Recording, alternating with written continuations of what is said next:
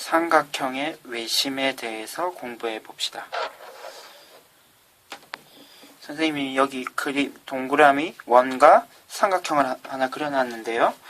이와 같이 삼각형과 원이 접하는 경우를 외접, 삼각형이 원에 외접한다라고 얘기를 합니다. 그리고 이 원을 외접원이라고 하고요. 그러면 원에 중심이 있겠죠.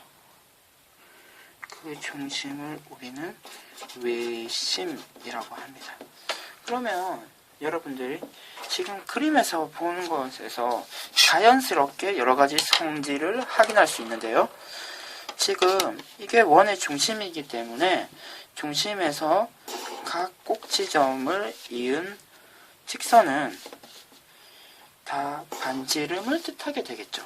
결국 길이가 모두 같다는 것을 확인할 수 있습니다. 그러면은 이 삼각형이 이등변 삼각형이 되겠습니다. 따라서 이 각과 이 각, 크기가 같고 모두 다 이등변 삼각형이 되겠죠. 크기는 다르지만 각의 크기는 모두 같을 것입니다. 양쪽으로 같아지게 되겠죠.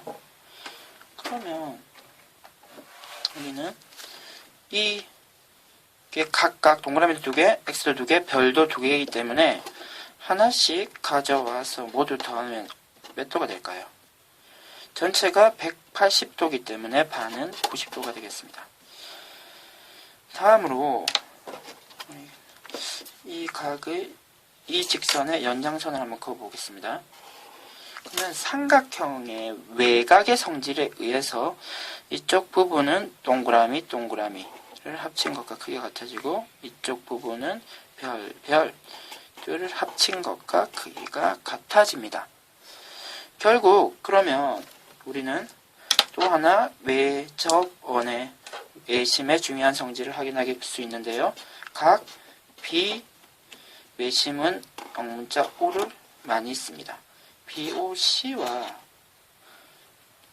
삼각형 BAC는 어떤 관계가 있나요? 그렇죠. A각 BAC를 2배 한 것이 BOC와 크기가 같아집니다. 그러면 이와 같은 성질을 굳이 외울 필요가 없다는 것이 선생님의 생각입니다.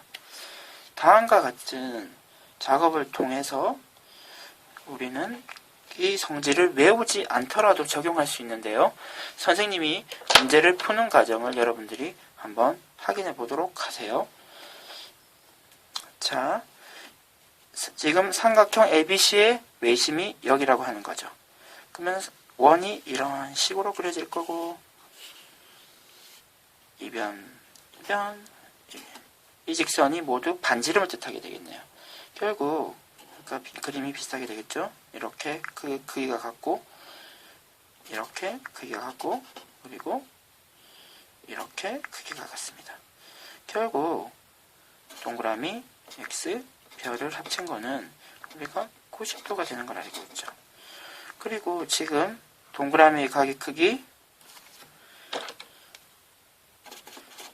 X의 각의 크기를 바로 확인할 수 있기 때문에 우리가 고르려는 별 X 각의 크기가 40이라는 것을 자연스럽게 확인할 수 있습니다.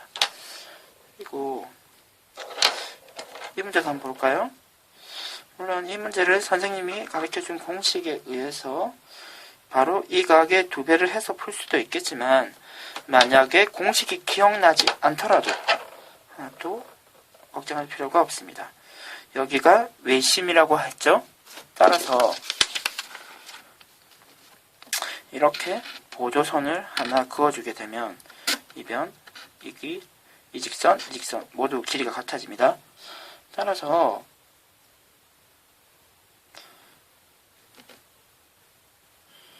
우리는 또 이와 같은 그림을 각의 크기를 표시를 할 수 있게 되겠네요.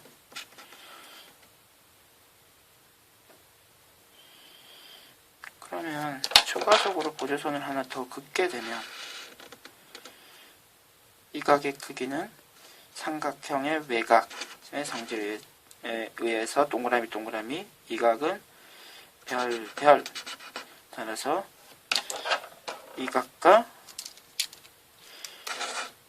이 각의 관계는 2배의 관계가 되겠네요. 따라서 각 x의 크기는 100도가 되겠습니다.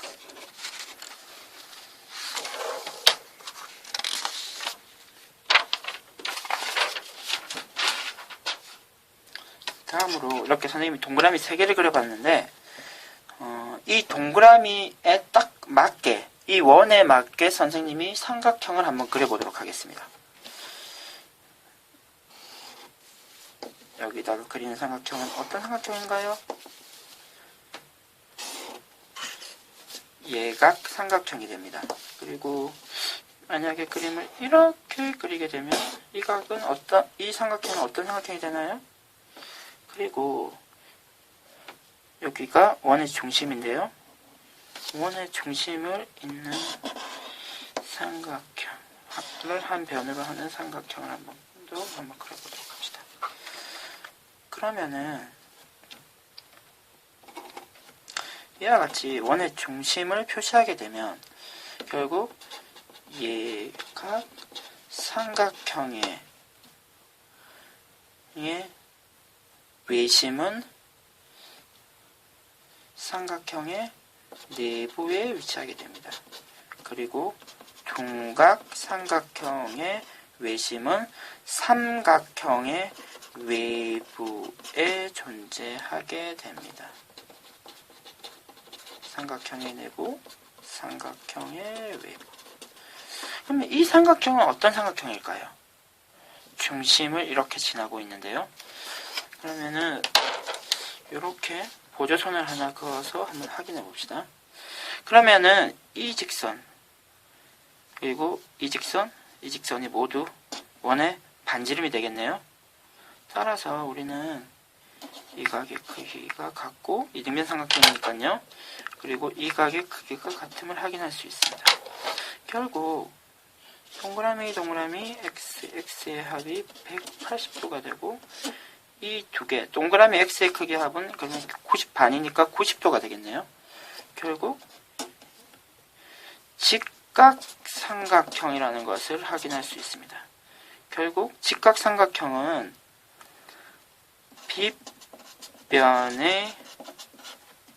빗변이 되겠죠. 빗변의 중심의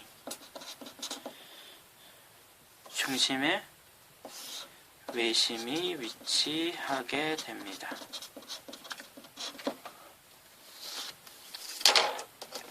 그럼 이와 관련된 문제를 하나 풀어볼까요?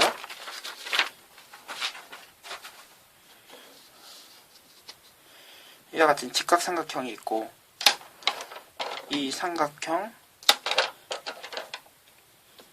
A, B, C의 외접의 둘레는 얼마가 될까요? 여러분 앞에서 이제 공부한 것과 같이 이 빗변의 중심이 원의 중심이 되기 때문에 이 원의 반지름은 2분의 13이 되겠죠. 그리고 빨간색 선의 길이 원의 둘레는 공식에 의해서 2파이 r이 되고 그 길이는 13파이가 되겠네요. 그러면은 이제 마지막으로 삼각형의 외심을 한번 삼각형 원을 그리지 않고도 한번 외심을 찾아보겠습니다. 외심은 다음과 같은 방법을 통해서 확인할 수 있는데요. 선생님, 이 변에 이등분선을 한번 그어보도록 수직 이등분선을 한번 그어보도록 하겠습니다.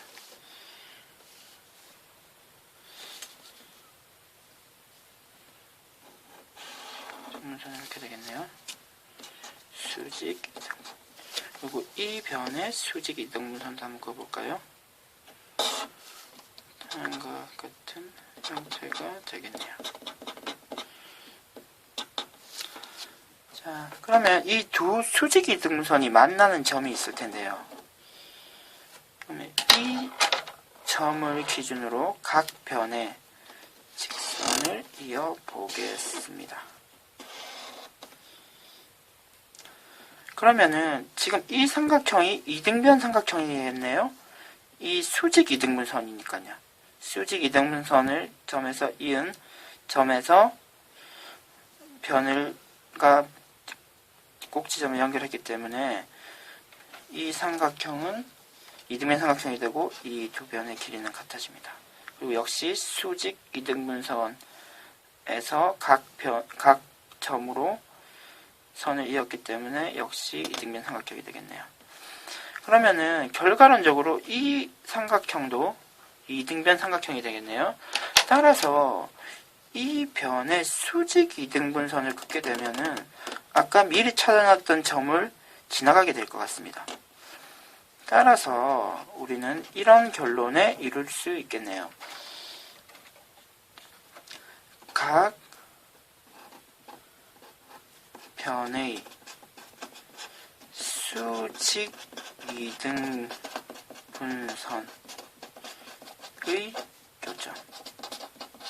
교차하는 점은 결국 한 점에서 삼각형에서 한 점에서 만나게 되고 이러한 교점을 우리는 외심이라고 하게 됩니다. 여러분들 이 내용은 꼭 외워두시면 좋을 것 같아요. 외심이라고 하면은 아까 전에